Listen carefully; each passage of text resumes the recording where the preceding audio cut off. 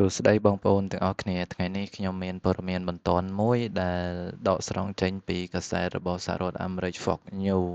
ដែលបានដាក់ចំណងជើងថាសហរដ្ឋអាមេរិកបើកប្រតិបត្តិការរយៈពេល7ម៉ោងវាយប្រហារបំផ្លាញគោលដៅរបស់អ៊ីរ៉ង់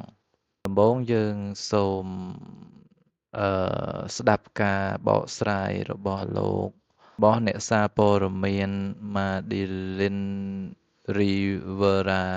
ដែលកំពុងផ្សាយផ្ទាល់ចេញពីទីក្រុង Washington DC ជាមួយនឹងព័ត៌មានចុងក្រោយបំផុតអំពីភាពតានតឹងដែលកំពុងកើតឡើងនៅតំបន់មជ្ឈិមបូព៌ានេះគឺជាយប់ទី4ជាប់គ្នាហើយនៃការវាយប្រហារដោយ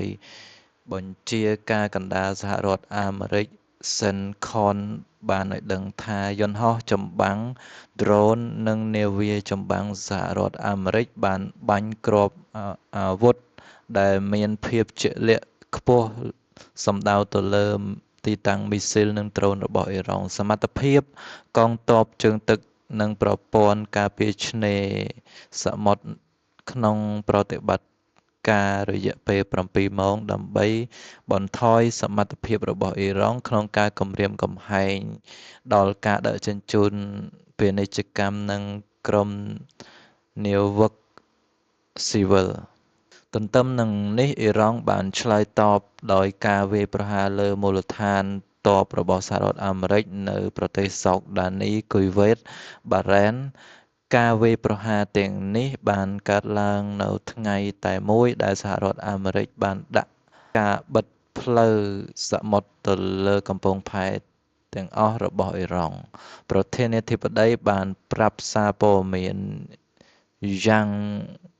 ថាលោកមិនខ្លាចក្នុងការបង្កើនសម្ពាធនិងពង្រីកយុទ្ធនាការយោធាប្រឆាំងនឹងអ៊ីរ៉ង់រហូតទាល់តែអ៊ីរ៉ង់យល់ព្រមចរចាព្រមព្រៀងជាមួយនៅពេលត្រូវបានសួរថាតើលោកបានបដិសេធលទ្ធភាពនៃការប្រើប្រាស់កងទ័ពជើងគោកដែលឬយ៉ាងណាប្រធានាធិបតីលោក Donald Trump បានឆ្លើយថាខ្ញុំមិនចង់និយាយថាអត់ដាច់ខាតទេប៉ុន្តែបើខ្ញុំគិតថាសមស្របខ្ញុំនឹងនិយាយថាទេពេលខ្លះអ្នកត្រូវការប្រតិបត្តិការជើងគោកប៉ុន្តែយើងមានភាគីផ្សេងទៀតដែលអាចប្រតិបត្តិការជើងគោកជំនួសយើងបានយើងបានវាយប្រហារកោះខាកូរួចហើយចំពោះការគ្រប់គ្រងតំបន់នោះប្រសិនបើយើងអាចបំបែក